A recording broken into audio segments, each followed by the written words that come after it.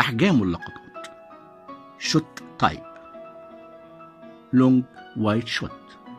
اللونج شوت لقطة كاملة للجسم، تظهر الرأس والقدمين في الكادر، نركز فيها على الشخصية لأخذ الانتباه بعيدا عن البيئة المحيطة.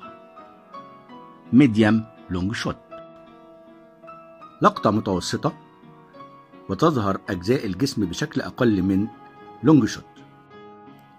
في هذه اللقطة تظهر الشخصية وملامحها وتعبيراتها وملابسها واكسسواراتها وحركات الجسم. كاوبوي شوت، اللقطة الأمريكية، استخدمها الأمريكان في تصوير أفلام الغرب الأمريكي لإظهار السلاح الذي في جنب الشخصية.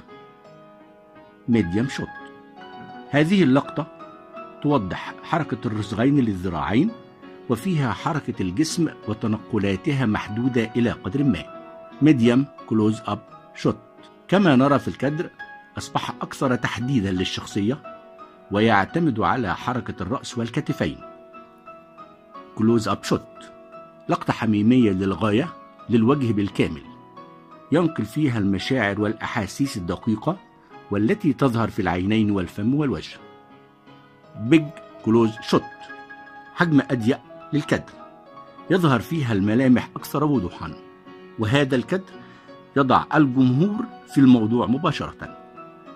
اكستريم كلوز أب، وهذا أقرب قرب للكاميرا، تركز جيدا على إحساس الجزء المصور، وهي لقطة تؤكد رد الفعل لحدث ما.